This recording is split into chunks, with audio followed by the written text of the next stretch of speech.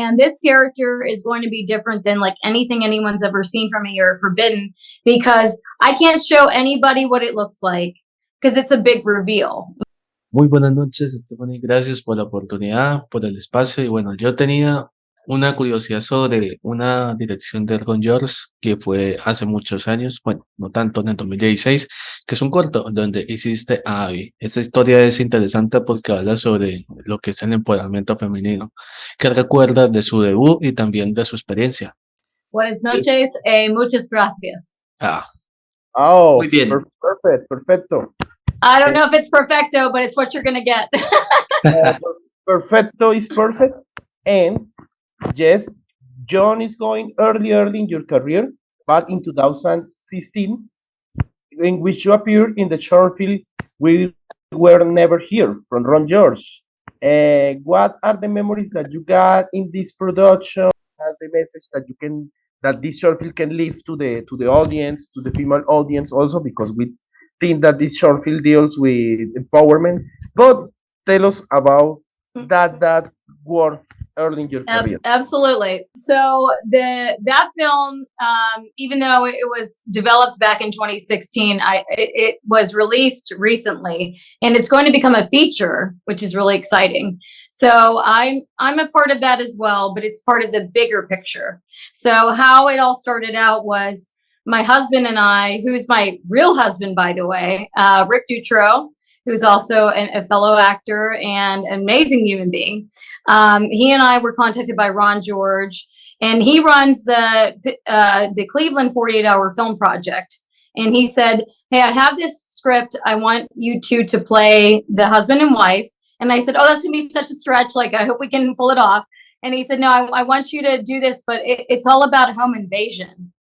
And I said, well, that's like a big topic. You know, that's a really heavy kind of difficult thing to deal with. And he said, but what I want it to be different is it's involving your daughter and how she's involved with like a group of people that are sinister. And I said, that's like really tough because the actress that plays our daughter, I mean, she's such a sweet, like wonderful person and a really great actress. And he said, it's like a heavy content and a lot of gore. And I said, you know, we've done some gore. We've done like pieces where we've been husband and wife, but we've never done something where our child is involved. And I said, like, you know, let me read the script. And it was in development. And as soon as we went into the main script, I said, this is really a heavy piece. But what I liked about it was that it was part of a bigger picture of a whole slew of different events that are happening to all these people in the same neighborhood.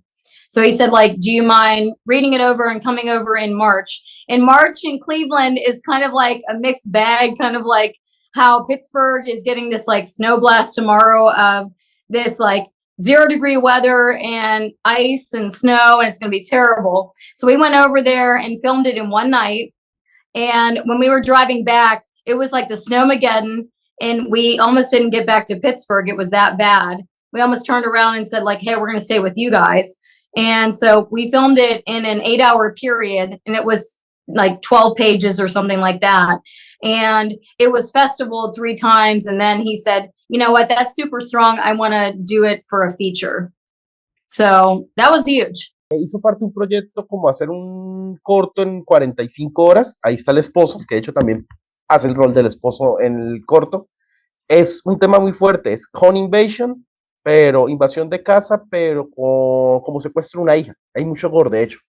Y pues te lo cuento, tienes que saberlo, va a ser un largometraje. Wow, eso es increíble. Felicitaciones, Stephanie. Eso que va a ser un corto es increíble. Además, no solo eso, que es una gran noticia, sino está también una historia que me parece interesante. Pensé que era como un estilo NZT por una droga que se trata sobre la película, así como le conocemos, pero no, es algo sobre lo que tiene que ver una droga de cómo desconocer la realidad. ¿Qué opinas sobre esta historia y qué expectativas, pues, por ejemplo, tienes de que aún se haga acordar? I'm happy that Jhon asked about this project because when I was reading your IMDb, this is one of the one that get me like stuck it. Yes, what can we expect or see if we see the history of Bliss? Because sometimes you may think, oh, this is about drugs, but not.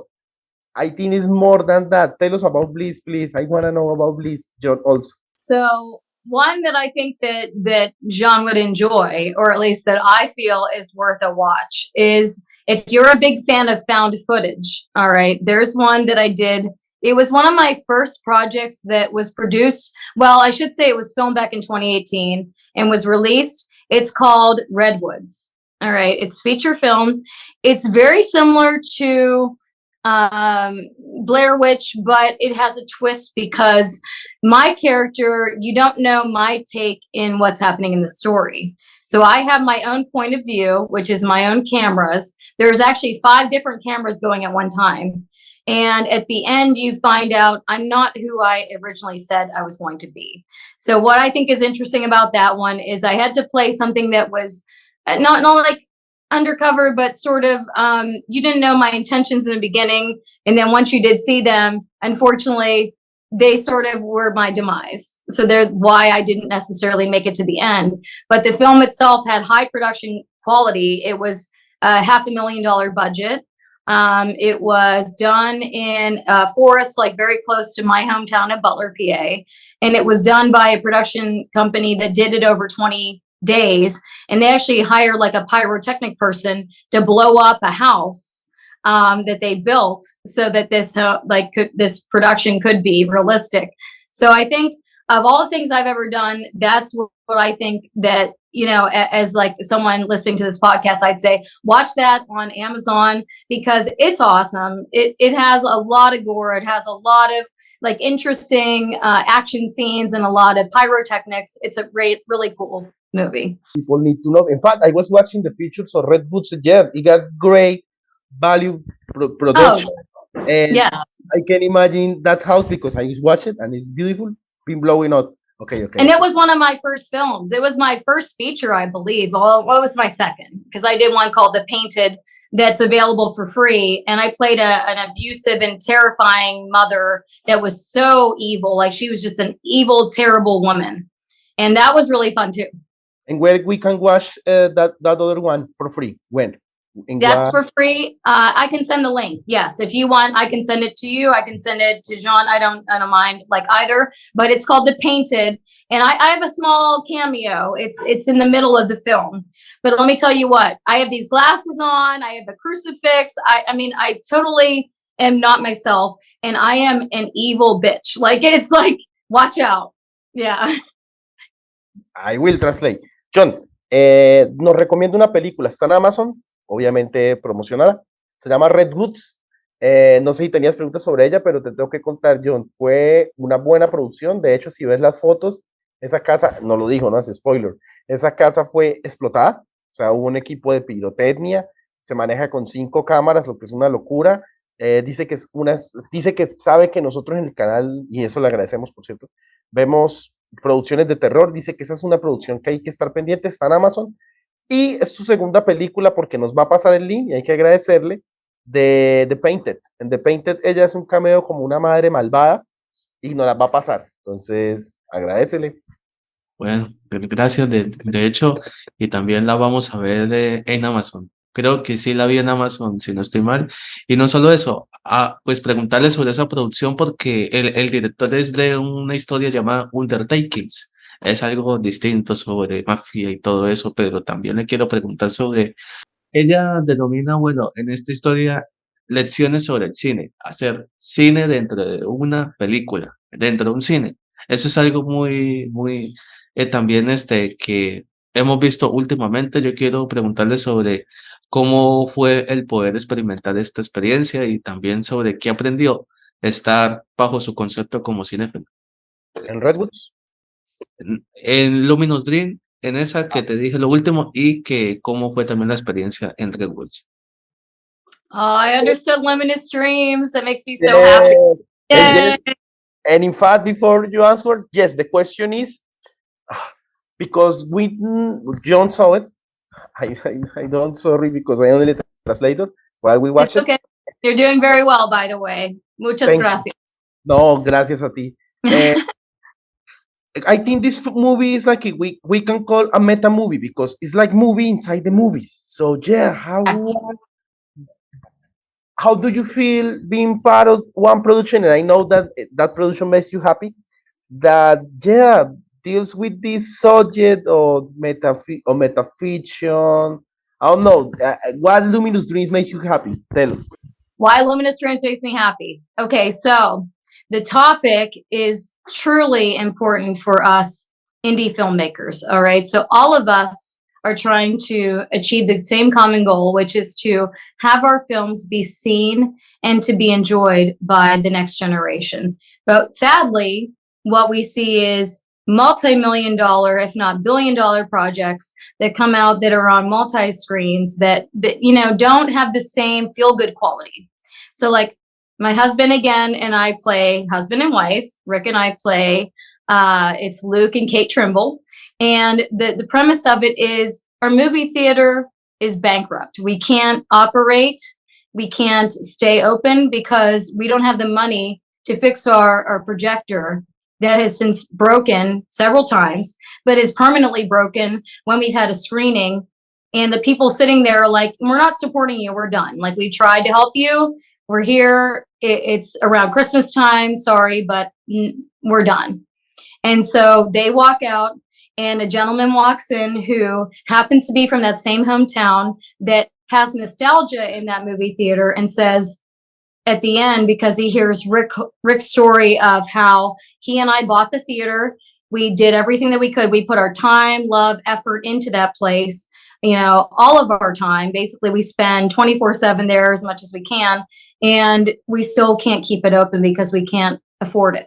And then he says, I love this place. It was one of the first places I went to. I had my first kiss here. My grandmother supported this place. I want to give you $3 million to keep it running. And it's like that feel good moment. It's almost like, I can't even believe this is happening. It's like if you win the lottery, and we tried to play that so that the audience felt our true joy and our true just shock of someone that stood behind what we love so much and we're passionate about to save it. And it has not just like a Christmas vibe, but it also has like a feel good family. This is a place where like generations have enjoyed this, and it's not going to shut down because of this one patron that wants to save it. And honestly, like just for me, it was probably the most feel good project I've ever done. It reminds me somehow all these movies that deals with the love from cinema, like Cinema Paradiso, like Be Kind Rewind, but this will be like a new take for that kind of history, yeah, more feel Totally. good. Oh, I will. It's like saving the old cinema. So like the single movie theater vibe that was like the old cinema is being saved, because in America, so like the single cinema is one screen and that's all that shows. But you know what? Everyone that goes there, they're excited. Like that's why they go there. And so save it, because if it's gone, you're going to go to like Lowe's Cinema and see 16 different screens. You can go watch, Avatar 2, you can go watch whatever, but you're not going to see something that is a feel good. It's almost like It's a Wonderful Life. We want to save it because it's truly like the local indie vibe that we all love. Jhon, quiero ver esa historia. La resumiré. Es una persona que le da a una pareja, obviamente interpretado por el esposo de ella, un dinero para que el cine más antiguo de esa ciudad no se muera. Con eso te digo todo. Es una historia hermosísima. Es una historia, Stephanie lo escribió como, es una hermosa vida, es a wonderful life, pero como una versión como moderna con el cine. Hay que ver esa película. That's a good translation. Thank you. No. Hay dos temas, hay dos historias que son interesantes, que son cortos.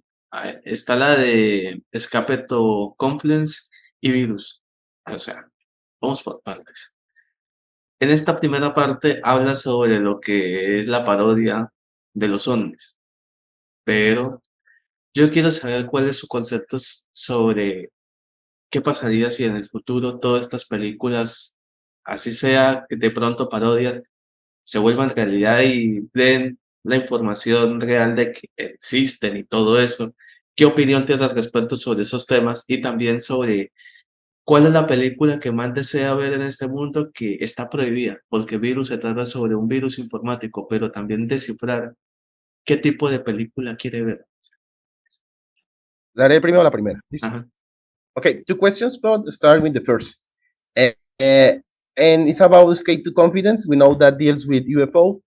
So I know it's fiction, but sometimes fiction imitates reality.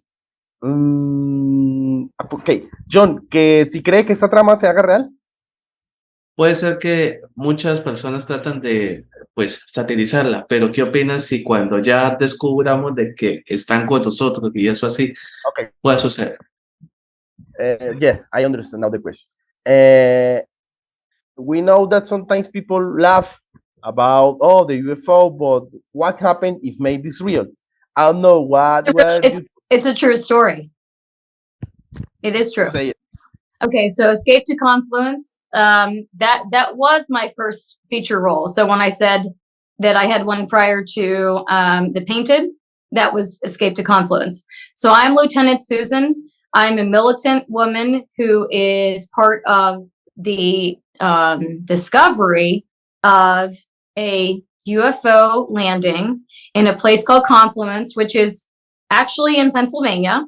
It's a confluence, and what that means, by the way, is it's a confluence of two rivers. So like when two rivers come together, kind of like in Pittsburgh, it's a confluence. So it's the Monongahela and the Ohio River make the the Monongahela and the Allegheny make the Ohio River.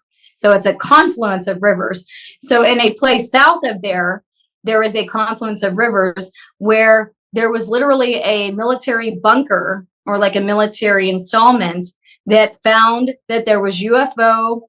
There were landings, there were sightings, there were people that were being abducted. And my character is part of the military faction trying to find out why there are people being sort of taken or why they're trying to sort of, control the people in that area. And it's because that area for the aliens had significance because of where the two rivers combined, and they wanted to take it over. And there's a place close to me that's called Kecksburg. And in I think it was 56 or around then, they came in and the UFOs landed, and it was a Bell, and it came in there, and the government went and shut it down. And that's very close to like Pittsburgh. And so there's all this UFO activity in the early 60s and 50s, late 50s, that is all around Confluence and Kecksburg and Pittsburgh that the government covered up. John, es real. Y aquí hay algo bacano. Es la primera gran película que hizo Stephanie. O sea, tú sabes que ella hizo un papel en The Painted, pero este fue su primer rol, o sea, su primer protagónico. Y solo te puedo decir que es basado en una historia real. No te diré más nada. Wow. Ahora la segunda pregunta. If there is like a forbidden movie that somehow exists, but is locked, I don't know, maybe on the deep web, that you wanna see, what will be? I don't know.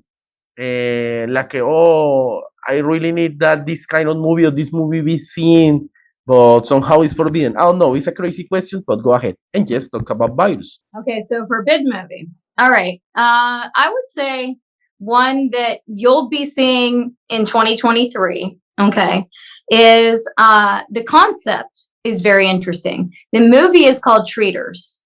All right, so you'll see it. It's not yet on the IMDb because they're still doing the page for it, and they're still developing that. But the premise of it is, I am a matriarch, so I'm the mother of a faction of different. They're like zombies, but they are very sinister in that they thrive on those around Halloween. That's why it's called Treaters. It's like Halloween, they're going trick-or-treating. And my character wants myself and the two zombies or two kind of minions that are underneath me to control the leads that are like the trick-or-treaters, or like the people that are trying to help everybody at Halloween to achieve the goal of getting out for trick-or-treating. So I had to have like 3 hours of prosthetic makeup so I don't look like myself. I also had fake teeth that were sort of like a piranha. So they like were very sharp and very pointed, yes, and they cut into my face. But I also had my voice auto-tuned or controlled. So it's like like deep, very like sinister tone. And I had to do this like for 2 weekends before times. And this character is going to be different than like anything anyone's ever seen from me or forbidden, because I can't show anybody what it looks like because it's a big reveal. We don't want anyone to see. I had all this prosthetic makeup. So it was like makeup underneath silicone. So you drip plastic that's melted onto your face to make it look like thicker or disgusting. And then you paint over that, and then you do the hair real greasy and disgusting. So I hope that when people watch it, they don't know it's me at all, because that's the point of it. But this will scare the crap out of people because it's really it's pretty forbidden and pretty terrifying. So that's going to come out in 2023. Like yes, like behind doors, but I know that you will let me translate. And by the way, that's the kind of movies that I, even if I am still working or not in that movie festival of horror, I hope that this movie gets to that festival, because it's the kind of movie. It will. It's going to get out there. It's going to be not just festival, but we're going to try to get distribution for it. Yes. Zane Hirschberger is the director. He's awesome. I will translate. Jhon, de hecho, y acá pues, un super reveal porque ni siquiera está en DB. De hecho, sí, la película prohibida, por así decirlo, es una que ella está haciendo que se llamaría algo así como que Traders, o sea, no sé cómo traducirlo en español, pero sería como lo que dices en Halloween, truco, trato, entonces sería como Trato, sí. Y ella solo va a decir que es la que comanda a todos los niños que van a hacer truco o trato en eso. Wow. Es una especie de ejército zombie de niños. Ella tiene una sesión de maquillaje de 3 horas, con cabello, con dientes de piraña. Hay una voz en autotune, creo que tú alcanzaste a escucharla. Entonces sería la película prohibida, porque en realidad no puede revelar mucho. De hecho, ya no va, obviamente nos está diciendo, pero no nos va a mostrar fotos ni nada. Y yo le dije que ojalá ya sabes, en el festival dice que se va a distribuir. El 15 de enero se va a estrenar Mayor of the Kingstown, así que hace poco la vi. De hecho, no tenía tantas expectativas en la serie, pero me encantó. Y sé que ella va a estar en el primer episodio de la segunda temporada del 2023. Entonces, quisiera saber sobre cómo fue la experiencia en ser y qué vamos a esperar. Y también si en algún proyecto ella va a colaborar con Anthony Russo, quien nos la recomendó. Okay, as a final, Jhon started watching Major of Keystone, and we know that you will appear on the 5th episode of I hope, the 2nd season. So if anything you can tell us, go ahead. But also, and a big thank you to Eric Anthony Russo. He was the one that introduced us, a big friend from the channel. And the question is, yes, maybe Are you talking about American Rust? Yes, Eric Anthony Russo. Oh, yes. So the project that I was first involved with, and that I'm familiar with that person, is American Rust. Okay. So it's a series that is being filmed here in Pittsburgh. It's based on a novel by, I believe it's Philip Meyer, and it's loosely based on it, so it's not exactly following. But my husband, Rick Dutro, is a main character, one of the co-stars, Nolan Danik, and he's in episode 2, 3, and 6 as a character that comes in that is part of the wedding scene. So his daughter is pregnant. So what we call it here is a shotgun wedding. So like when someone gets married or like knocked up and they have to get married, it's called a shotgun wedding. And so his daughter has to get married because she's pregnant, and like everyone's watching. It's like, what's happening? So then they get married quickly. And so he has a big monologue in all these scenes. And my character, I'm a defense attorney that's in episode 1. And so episode 2, 3, and 6 that he's in are all the implications of like what's happening with the main characters. So like there's somebody that gets arrested for a murder and you don't know who actually did it. So like his character is trying to find out if his, I guess it's his like cousin's husband is Pete Novick. Was he murdered by the character we're talking about, or was he killed by drugs? So like no one knows if it's drugs or if it's, because this is a drug also related topic, because everybody in this town is sort of dealing with like drugs, whether it be their family members are on heroin or, they have drugs in the family. So he is trying to discover like what happened to his relative. And my character is just trying to figure out, hey, how can I protect my own people in the courtroom? And so season 2 is going to continue with it. So I haven't been called back and Rick has not either. But what I think is going to happen is they're going to come back to Buell, the hometown, and they're going to have a huge court scene where it's just everybody that was involved in season 1 in that original scene is going to have to figure out like, hey, my defense person like is on the stand, or they're going to be convicted, or is it just everybody's lied? And so we got to all figure out like who's truly a family member who's telling the truth. So that's what that's all about. If you hear noises, is that in Colombia we always threw like firefighters in Christmas. So you hear boom, boom, boom. Is that? And I like that. Yes, no. Es- Sometimes it's noisy, but no, it's it's okay. We get excited here too. I wish I were having some fireworks. So. Oh, here is constantly, but it's okay. No, Stephanie, thank you so much. The camera is yours. So, in fact, we got 10 minutes. So, tell your social media so people can follow you. If there is any project that you want to tell, so people stay ahead, like so. Sure. Yes, tell us. And All right. send a big hi to wherever you want, the channel, whatever you Okay. want. So I already talked about, let's see, I talked about Treaters. I talked about Escape to Confluence. I talked about a couple of other ones. So one I have coming out this next year that I'm super excited about. I play a sort of a secret agent or someone who you're not aware of what my intentions are, but it's called The Art of Dying Forever. It's with 3BT Productions as well as Red Slate, which I've worked with on Luminous Dreams. So it's a collaboration. And my character is trying to stop the other 2 characters from messing up time travel. Like there's some problems with like, if you mess up with a timeline enough, it's like if you go and screw up the past, it will mess with the future. So my character wants to make sure that the timeline does not change from what it's supposed to be. However, it doesn't quite turn out the way I hope it will. So that's one I'm super excited about in February. And then one I just did last week is with Kaylee Fitzgerald. It's Boca Productions.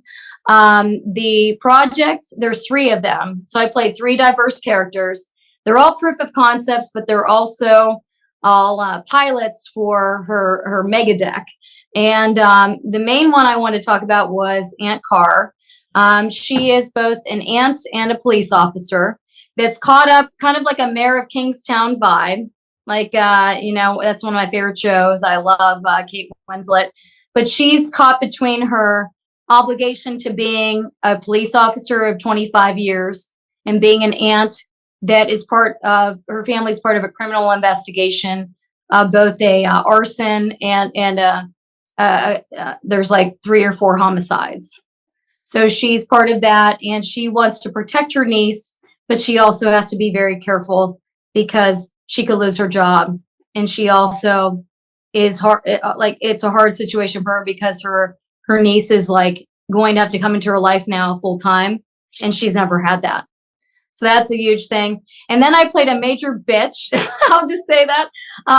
She is such like, if you've ever seen The Devil Wears Prada, she's like that, but I say 20.22. Her character's name is Heidi, or the character's name is Heidi.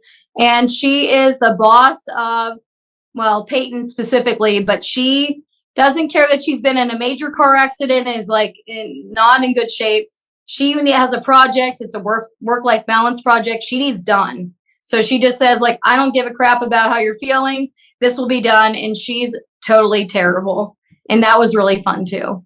So that one was great. And then I played a mother whose daughter has lost a child and is dealing with a lot of hardship with that. The character's Mary.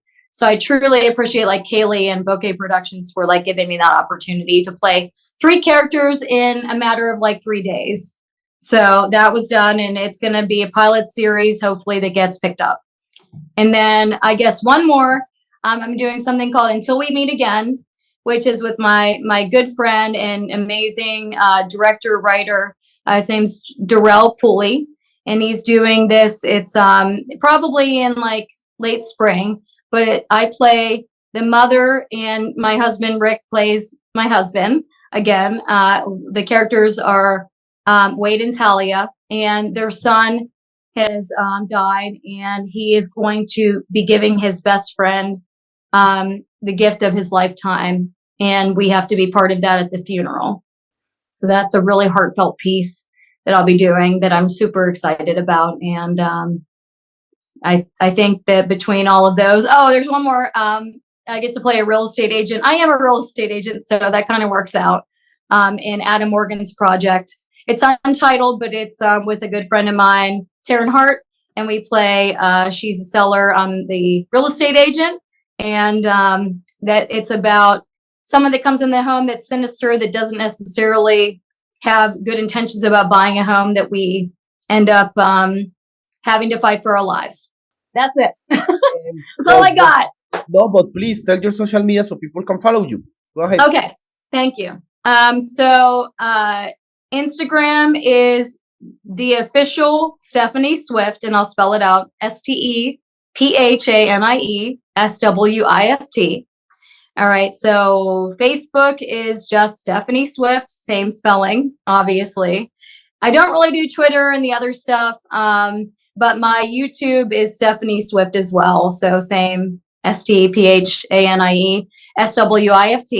And I do have to do a shout out for my amazing husband, who is an incredible actor, that I will also say, follow him, be on his Instagram, be on his Facebook, be on his everything, because I know I like to be on his everything, is Rick Dutro. It's RICK and then DUTROW.